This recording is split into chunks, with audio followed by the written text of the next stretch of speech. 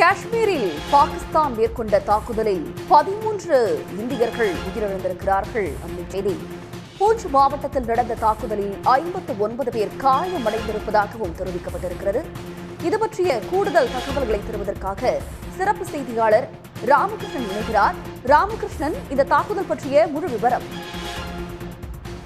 அதாவது இந்தியா பாகிஸ்தானுக்கு இடையே போர் மூலமா என்று கேள்வி எழுந்திருக்கின்ற இந்த சூழ்நிலையில் இன்றைய தினம் பாகிஸ்தான் அத்துமீறி இந்தியா எல்லை கட்டுப்பாட்டிற்குள் தாக்குதல் நடத்தியிருக்கிறது. சிறிய ஏவுகணைகள் மட்டுமல்லாமல் துப்பாக்கிகள் மூலமாக நடத்தப்பட்டிருக்கின்ற இந்த தாக்குதலில் 13 பேர் கொல்லப்பட்டிருக்கிறார்கள். இவர்கள் அனைவருமே பொதுமக்கள், சிவிலியன்சர்கள் என்று வெளியுறவுத்துறை அமைச்சகம் அதிகாரப்பூர்வமாக தெரிவித்திருக்கிறது. பாகிஸ்தான் அத்துமீறி நடத்திய அந்த தாக்குதலில் 59 பேர் காயமற்றிருக்கிறார்கள் என்றும் தகவல்களை வெளியுறவுத்துறை அமைச்சகம் தெரிவித்திருக்கிறது. இது எதிர்பார்க்கப்பட்ட ஒன்றுதான் என்றாலும் கூட பாகிஸ்தானுடைய இந்த அத்துமீறிய செயலுக்கு மத்திய அரசு தனது கண்டனத்தை தெரிவித்திருக்கிறது. பாகிஸ்தான் அத்துமீறி இது போன்ற தாக்குதல் நடத்தியிருப்பது சீஸ்ஃபயர் வயலேஷன் என்று கூறுவார்கள்.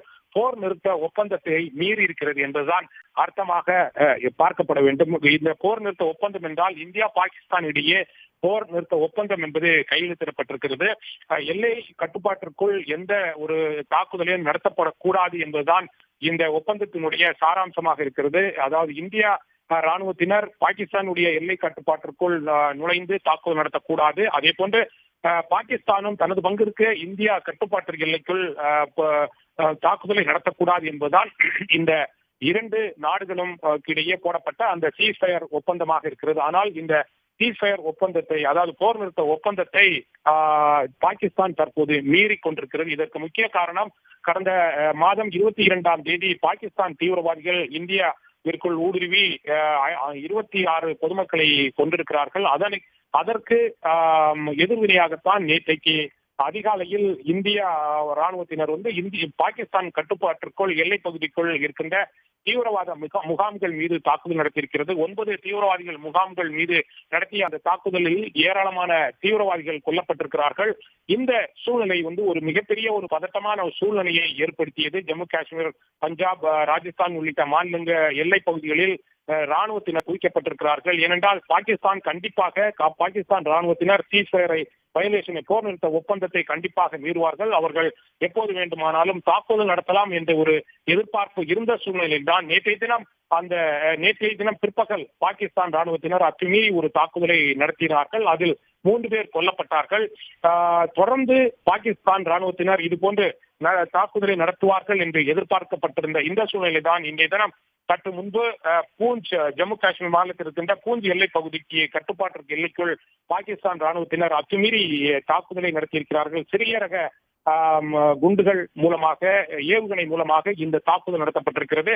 அந்த பூஞ்ச் பகுதியில் இருக்கின்ற ஏழை மக்கள் சுமார் 13 பேர் கொல்லப்பட்டிருக்கிறார்கள். அந்த பகுதியில் முழுமையாக பார்ப்போம் என்றால் சிறிய சிறிய வீடுகளாகத்தான், ஆஸ்பெஸ்டஸ் சீட் போடப்பட்ட வீடுகளாகத்தான் இருக்கும். அந்த வீடுகள் மீது இந்த தாக்குதல் என்பது நடத்தப்பட்டிருக்கிறது. இதில் 13 பொதுமக்கள், அந்த பகுதியில் வாழ்ந்து கொண்டிருந்த மக்கள் பலியாகி இருக்கிறார்கள். சுமார் 59 பேர் காயம் அடைந்திருக்கிறார்கள் என்றும் அதிகாரபூர்வமாக வெளியுறவுத்துறை அமைச்சகம் தகவலை தெரிவித்திருக்கிறது. இது ஒரு பெரிய ஒரு தாக்கத்தை ஏற்படுத்தியிருக்கிறது. இந்தியா தீவிரவாதிகள் மீது தாக்குதல் நடத்தியதை தொடர்ந்து பாகிஸ்தான் தொடர்ந்து தனது எதிர்வினையாக ஆற்றிக் கொண்டிருக்கிறது. ஏற்கனவே இந்தியா நேற்றைய தினம் தீவிரவாதிகள் மீது நடத்தப்பட்ட அந்த தாக்குதலை தொடர்ந்து கண்டிப்பாக பாகிஸ்தான் திருப்பி அடிக்கும், ரீடாலியேஷன் செய்யும் என்று பாகிஸ்தானுடைய முக்கிய அமைச்சர்கள் கருத்து தெரிவித்திருக்கின்ற இந்த சூழ்நிலை தான் இதுபோன்ற ஒரு நடவடிக்கையை பாகிஸ்தான் எடுத்திருப்பது கண்டனத்திற்கு உரியதாக கூறப்படுகிறது. மத்திய அரசு மட்டுமில்லாமல் பல்வேறு அரசியல் கட்சி தலைவர்களும் இதற்கு கண்டனங்களை தெரிவித்துக் கொண்டிருக்கிறார்கள்.